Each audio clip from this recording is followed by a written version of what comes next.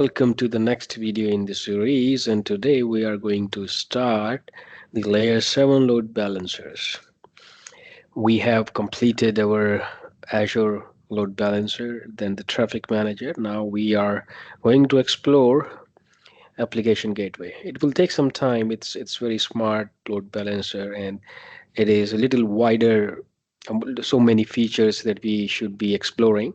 So this is just an start. In this video we'll understand what it is, how exactly it works. Okay, so as of now we have understood, as per our previous videos, this is a layer 7 load balancer that enables us to manage traffic of our web applications. And because it's working on layer 7, so it is aware of the traffic, right? And accordingly it can act, like we talked about the URL based routing, right? So traditional load balancer that we have learned, the standard load balancer, standard Azure load balancer that works on OSI 4, TCP and UDP, and route traffic based on source IP address, port, and destination IP address and port. But application gateway can make routing decision based on additional attributes of HTTP request. For example, URI path or host headers, right? You remember the example of videos and images, right? So this is just for the starters so that we just warm up. So uh, we are going to understand the entire architecture of application gateway, how exactly the different components, how they work, which comes which first, and how the decision makes. Very would not make it very big video. It would be like a warm-up video so that we can have the better understanding and can dive deeper in upcoming videos, right? So here in this architecture you can see this is, let's call this our public IP address. It could be private, right? Application gateway can have external and internal IP addresses. And this is our, let's call it listener. This is our listener. This is where we listen. Our application gateway listen what is going on. Okay. Then here we have HTTP settings. This will send the traffic to the backend pool as per the HTTP settings. Backend pool. This is our backend pool. Now, let's go step by step. If a request comes, all right, there is somebody sitting here wants to access our application which is running in the backend pool somewhere else, okay, maybe in a different virtual network. We may have a couple of virtual machines, okay, and maybe we also have app service, okay. This is our app service, and these could be the backend. These could be added as a backend pool, which will be showing in the application gateway backend pool. This is the pool number 1. This could be in pool number 2, like this. Okay, so this is what the backend pool is representing here. That's how it's not like inside the application gateway we are creating virtual machine. So these are the outside application gateway, but we have added as the backend pool, right? So these are acting as a backend pool, different services. It could be VM, it could be VMSs, it could be app services, right? So now we try to understand how exactly it works. That is more important. That is most important. So a client, this guy right here, it browse abc.com or xyz.com, request a web page by entering a domain name, right? And the DNS resolves the domain to the application gateway's front-end IP address. So it go to the front-end IP address because he knows here is the where is the IP address now. Now, as soon as the IP address come with the domain name, here the listener listens that. Listeners are logical entities that check for incoming connection request. Here the request comes, and this listener, because we have configured it, this will check the connection request. It is a logical entity that monitors and captures incoming traffic from the front end. front-end IP address of application gateway. So it determines whether a request should be processed and forwarded to the appropriate backend, right? So how exactly this is configured? This is configured with protocols and port and front-end IP address host name like these. We configure it. For example, if a customer visit xyz.com, the listener configured as it will visit like https colon slash slash www.abc.com, right? But this listener would be configured as www.abc.com. So it will listen if it is accessing this guy. It will see, okay, we have that mentioned here with HTTP, because it can be in multiple things, like IP, host, protocol, and port. These things we can configure on the listener, and listener listens because it's a logical entity that monitors and captures incoming traffic. It will see, and then as per the request, it will forward the traffic to the backend pool. But how traffic will go to the backend pool, it would be decided by the HTTP settings, right?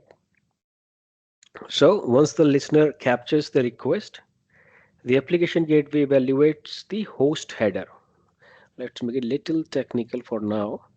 What it will do, it will check the host header. What is host header? Host header specify the domain name or IP address that the client wants to access. Okay, now it's making sense. So once the listener captures the request, so this guy trying to access abc.com, this checks the host header. The host header specify the domain name or IP address that the client wants to access. It allows a single application gateway to handle multiple websites. How? Because we can configure one listener for www.xyz.com. Now, when listener checks the host header, it will check xyz.com, then it will send to the xyz backend. So this listener makes it multi-site capability in application gateway, right? So it would be like abc.com, go to backend pool number one, let's call it pool two, or we have another pool one. In pool one, we may have VMs, these two VMs in pool one and app service in pool two. So if there is abc.com, if this sees abc.com, this guy is accessing abc.com, listener check under the host header, and it will send to the pool number two, because pool number two hosting abc.com. And if it captures xyz.com, then it will send the request to the pool number one, because pool number one has hosting xyz.com, right? Somebody has to see where the request is going, so listener will check under host header, because listener captures the request and evaluates the host header and determines where to send it, and this feature makes it multi-site, and as per the request it will send it to the backend pool.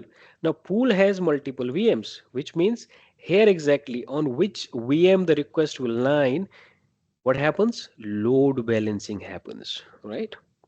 So after determining the correct backend, the application gateway send the request to the backend pool.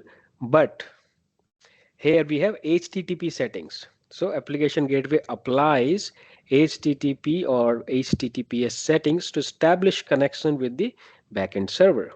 Okay, it will not go directly. Why HTTP setting? The rules that we have configured. The rules how it will go to the backend pool.